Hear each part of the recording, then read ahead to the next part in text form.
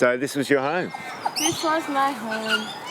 From my first day at the campaign, I realised that I needed to get up a tree. That's exactly what I'd do. I was here for 9 days. 9 nights. It was amazing. It was so important. One of the most connecting experiences I've ever had, that's for sure. I had the big pine tree that Fox went up picked out, and we spent a night first trying to get a line up, but it's such a massive tree, there was no way that was going to happen. Next, we tried a compound bow over the top. Didn't happen. Still too high. T was like, oh, stuff it. I'll go in the other tree. And then Em was like, well, my foot's a bit sore, but I can go in that front tree.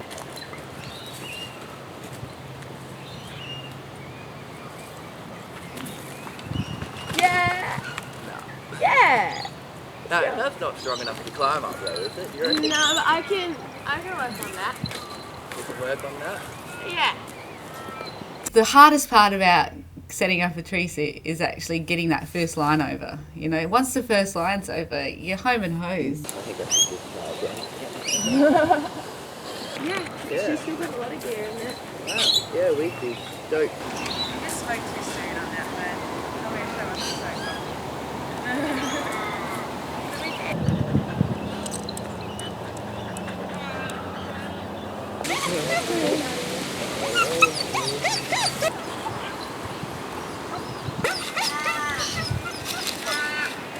And Dan's just looking at this tree and he just goes, oh, I'll climb it. Like the inside was a little bit hollowed out.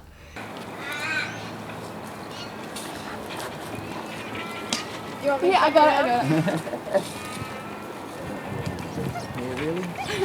So he gets on the inside and he just uses that whole force thing where he's like shifts all the way out. He gets to the first branch at least, and then we were able to hook it over.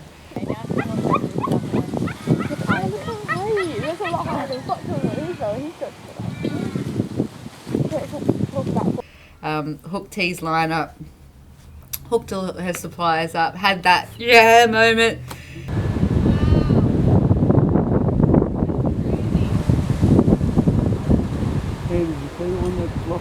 Yeah. A lot of pre-planning goes into this kind of work, I suppose, because you do have to have the right tree, you have to have the right equipment and the right people. I'd sprained my ankle, and so I thought it was going to be pretty tricky, you know, manoeuvring up there and you know, evading police, that sort of thing. So we ended up getting a temporary stand-in to go up the tree, and we were going to do a sneaky switch over in the middle of the night once my foot had healed. Funnily enough, her tree was semi-occupied for half a day by someone else that was actually petrified of heights, who told us at the very last minute, just before we put them up the tree. I was literally just strolling through, handing him stuff, you know, supplies, whatnot, and I could just see that he was really nervous. So I decided to pack a bag and just sleep with him that night. I was just going to kind of be incognito in the bush. And by the time I rocked up, the harness was hanging out of the tree. I'm freaking out going, oh no, like what am I meant to do? Like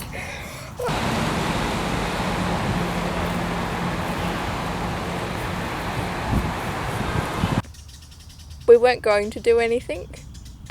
We were going to leave that tree, have the stuff set up and just kind of pack up and get going. But then all of a sudden the like contractors rocked up and he was like, Emma, in the tree now. And so like I literally had a couple of clothes packed, nothing ready, like there was no food up the tree, like no water.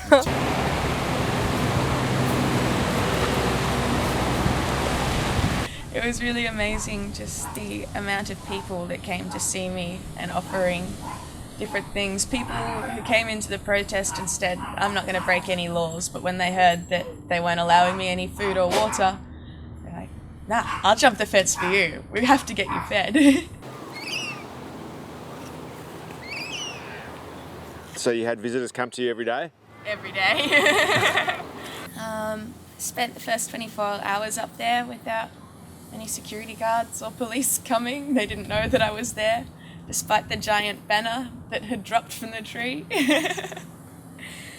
The tree sit itself was amazing for the first half of it. It got really stressful after that. They started clearing around Emma's tree, and around that time Fox went up as well. Climbs that I'd like to do in trees that I'd like to sit in, as much as any old tree would be great, I quite like the idea of a challenge.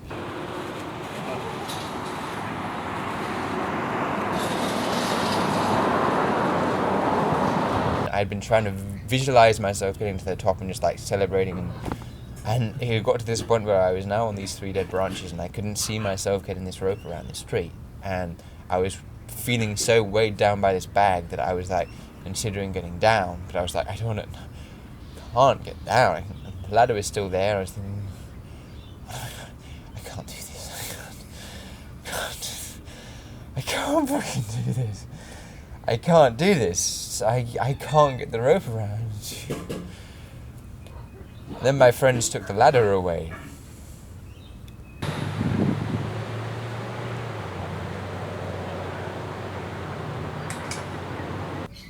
Yeah, police come in and asked what I was doing, and I was like, I'm retreat.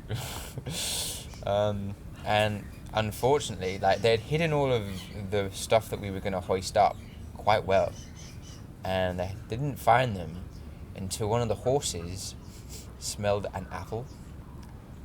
So there was a box of food on the top, and of course there was, had a cop on the top moving around, and then turned and then went in and found an apple and just took an apple from the top of the food box, and the police were like, what? And then they saw all of the stuff and then confiscated it. And then there was all of my stuff, and I saw them taking it all out, and I was like, no!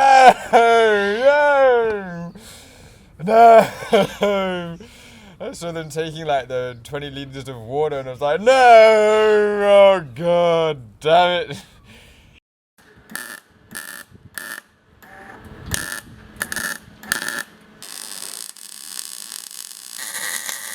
So they were made up in a workshop, usually a team of 3 or 4 blokes, making all the sorts of reinforced types of welded steels and all that composite material that went into barrels, trying to basically make them as bomb-proof as possible so that police were just not capable of just easily freeing people from them.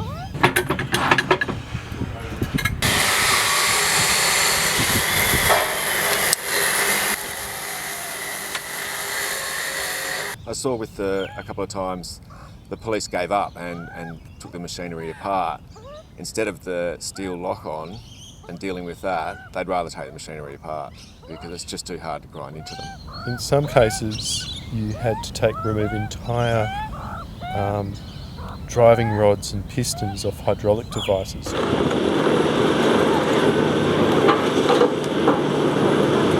Always will be Aboriginal land! Always was, always will be!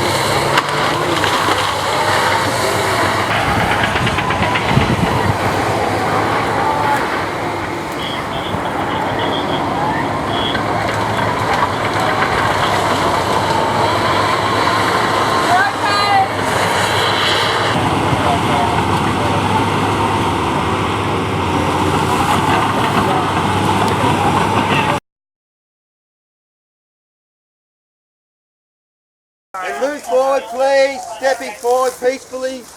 Stay where you are. Stay back. There's no anywhere near the fence. Stand back.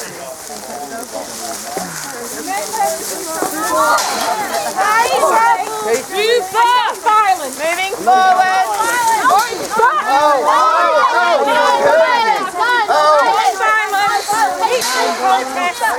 It's what's needed. People are getting hurt, losing dignity. Find the group.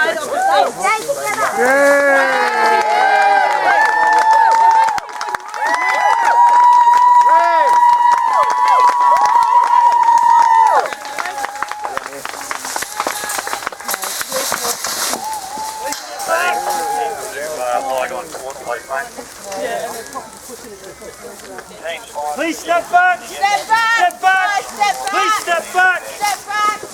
We're outside the fence. We're not trespassing. Outside the fence. You're non-violent. I say yes to freedom in you. My heartbeat, I can see my heartbeat beat to the rhythm of the freedom song.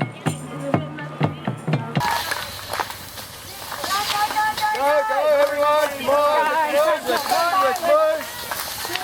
Let's move! Come on, move!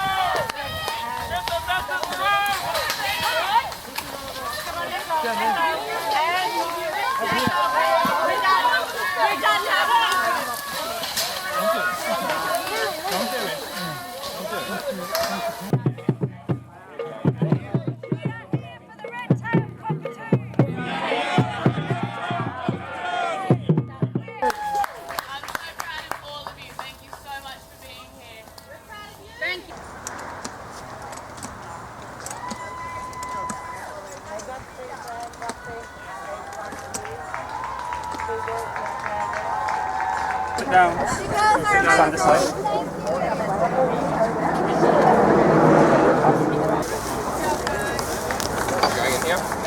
You got the phone number? I've got too many going ahead. Yeah, on the left-hand side. On the left-hand side, yeah. Oh, there you go. Now I've got it. Samples of something. Yeah. Asbestos.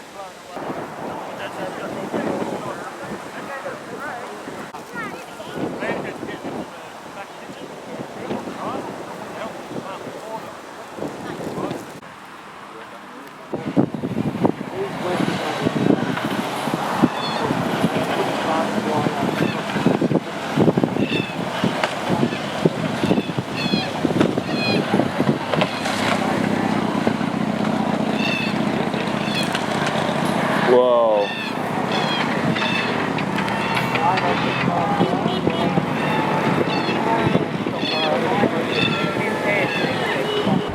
Outside, they're looking for their home.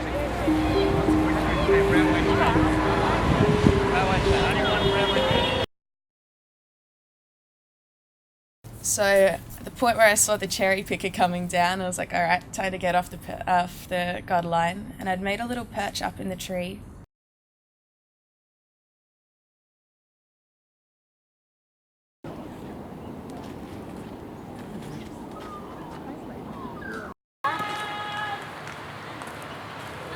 She's right at the top. Yeah, she goes up to an extra part. Oh, right, so she's not on a little platform No, today. she made an extra part. It's really flimsy, so I think if they pull it, it's forward. It's like a little staircase up to this one, and I think it's another maybe 4 meters up. And that's just a really tiny dream catcher net that I'd woven between a few of the branches. Love you, bye.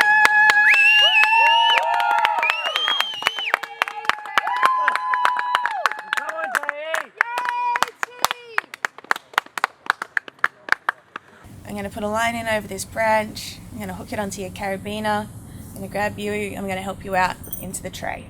Is that okay? But there's no safe place for you to put this line. He was like, actually, just on this fork would be perfect. And I looked at it. I was like, you would. We love tea! We love tea! We love tea! We love tea! We love tea! We love tea! We love tea! And at this point he grabbed me, like just with enough tension just to keep me in place. But at first I really freaked out. He's like, T, like, I'm doing this for your safety. I was like, this doesn't feel safe. I think if you keep pulling me, that's when one of us is going to fall out. And at this point he's got tears streaming down his face, and so do I. It's like, okay. I had to apologize to the big group of people that was standing there supporting. Like, I'm sorry guys, I do have to get down now. But there's more important work. This isn't the end. I came down, and there's Ando with his smug little face. He was like, Talia, you're going to be coming with me to the police station. I went down to Coburn, stayed there for quite a while. Do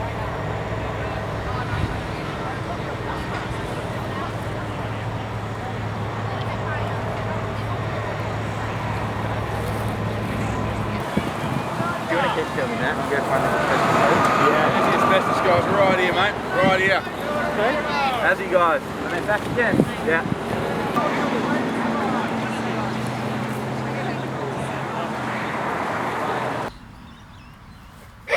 And I'd been just like talking with a friend a couple of days earlier, like, what am I going to do when they come and get me? I'm like, my leg's still dodgy, I can't climb for shit, like. And so he was like, you know what, this one time I was down a pipeline and the TRG were coming to get me, and I decided to strip off all my clothes, and the only way you could come up was from behind. It bought me some time. Maybe you could try using that. And so, yeah, when they started shouting, it's coming, I was like, oh no, it's the only thing I can do, like, sorry guys, sorry mum. Because your mum was right there, wasn't she? My auntie, some cousins, yeah. I think even someone that I used to go to high school with, you could see him like shaking his head like, oh no. Oh well. Yeah.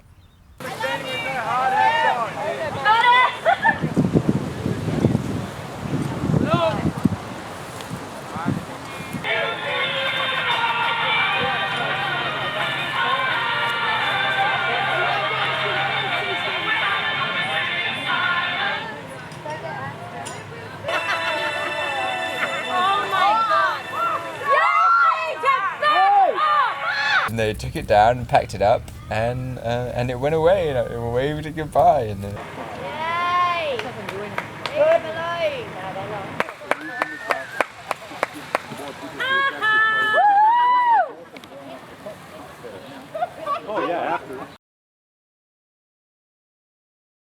like people were belittling my character, but you know, because I let that get to me and it offended my ego, I played into it and I said like, oh, you know, I'm a state government employee, like la la la la la, you know, I'm an important person too, like. rushed to pick up the water, chuck it in my bucket, find the apple cider vinegar, which I thought I had seen from the top. It wasn't apple cider vinegar actually, it was something else. It was a bottle of urine